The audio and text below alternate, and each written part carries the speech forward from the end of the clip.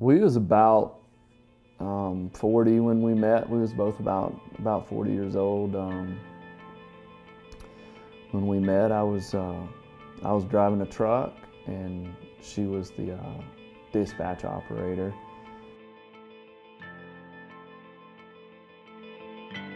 According to a study done by Casperson and colleagues, which looked at changes in physical activity patterns in the U.S. by sex and cross-sectional age, age was shown to be a determinant of physical activity behavior.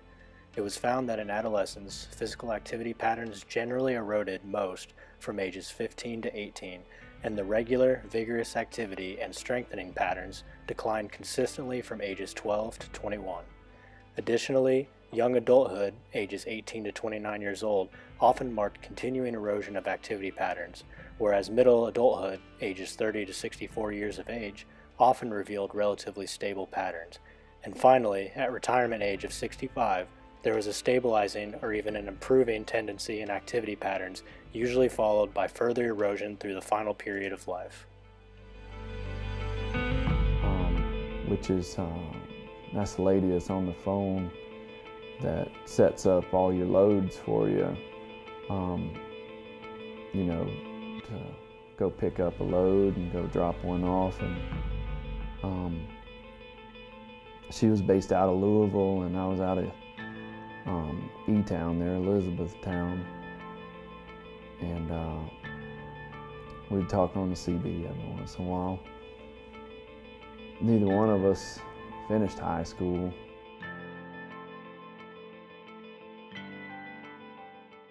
In a study done by Marshall and colleagues, which looked at the relationship between race and ethnicity, social class, leisure time, and physical inactivity, a factor that was shown to be a determinant of physical activity behavior across both gender and race and ethnicity was education level. The general trend seen in this relationship between one's education level and level of physical inactivity is that as one's educational level decreases, his or her level of physical inactivity increases. Additionally, the trend seen in this relationship for Caucasian females specifically is that they present higher levels of physical inactivity with lower education levels than do their male counterparts. So I think trucking was about what we had in common.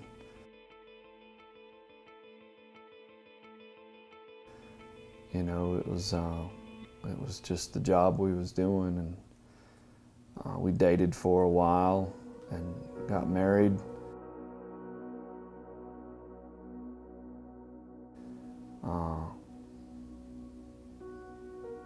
And we had our two boys. The oldest one's now 12. Youngest one, he's 10. And they was about, 5 years ago, was when I got hurt out there, and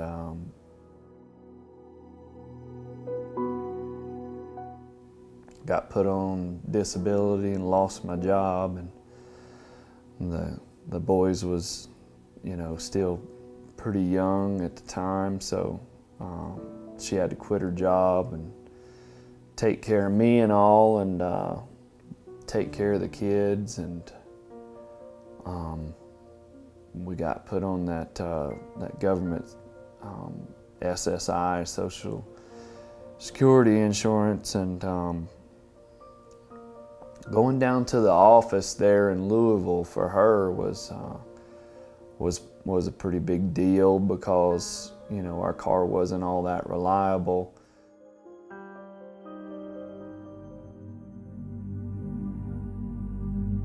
And she had to sometimes borrow a car, and it was a pretty big deal. It wasn't in a nice part of the town, so the crime was pretty high.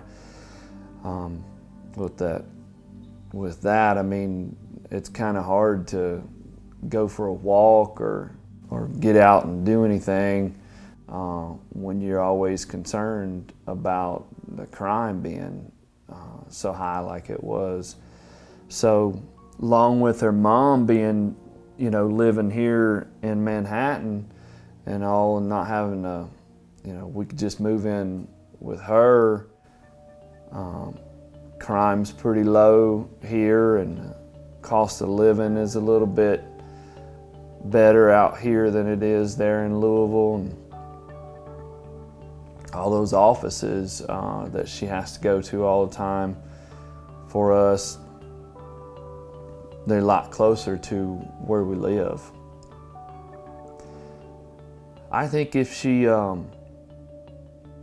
wanted to get out and go do some stuff, she probably wouldn't, because she would be worried about Mom. She's taken care of too, and boys and me. So she probably doesn't take as much opportunity for herself.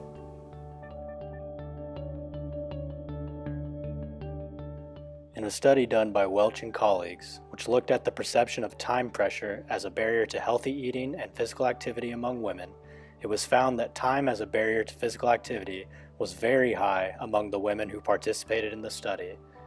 Of the specific causes of time acting as a barrier to physical activity that were accounted for in this study, two of the most prevalent causes were due to family commitments to children as well as other family members. And all that, like maybe she wants to. But I'd want her to know that, that I still want her to take care of herself. But I think she just thinks that, she's got all this responsibility at home, that she needs to stay with us and whatnot.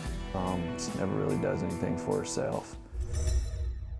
According to a study done by Chow and colleagues examining the effects of wives caring for their husbands following a stroke, the study found that the majority of participants experienced a change in physical activity level once they became caregivers.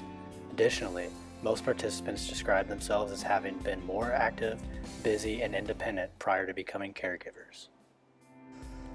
They do have a lot more of the free health services here in Manhattan, and I think it's better for her.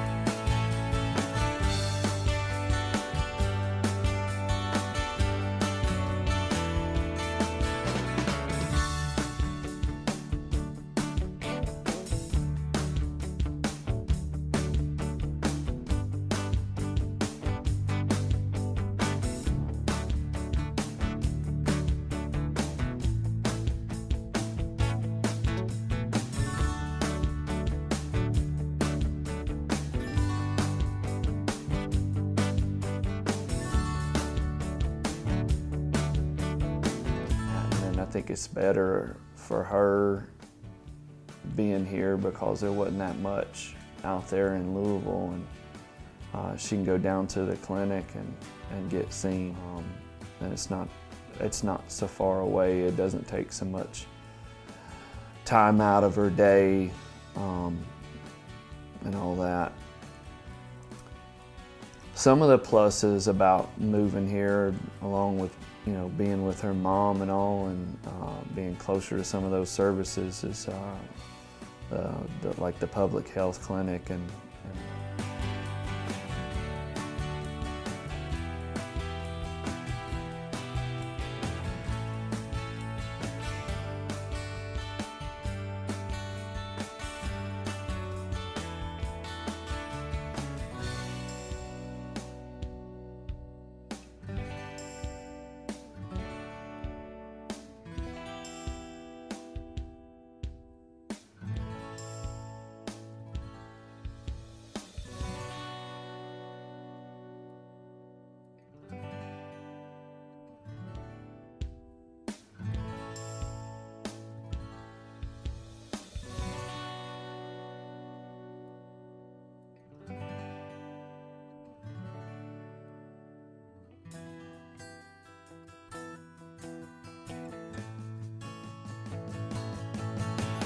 maybe could figure out how to get on with one of those programs, you know, for a couple hours a day and maybe meet some people, or, you know, maybe she can chase around some of them kids and get a little bit more active if she wants, and still be with the kids and not have to worry about leaving them.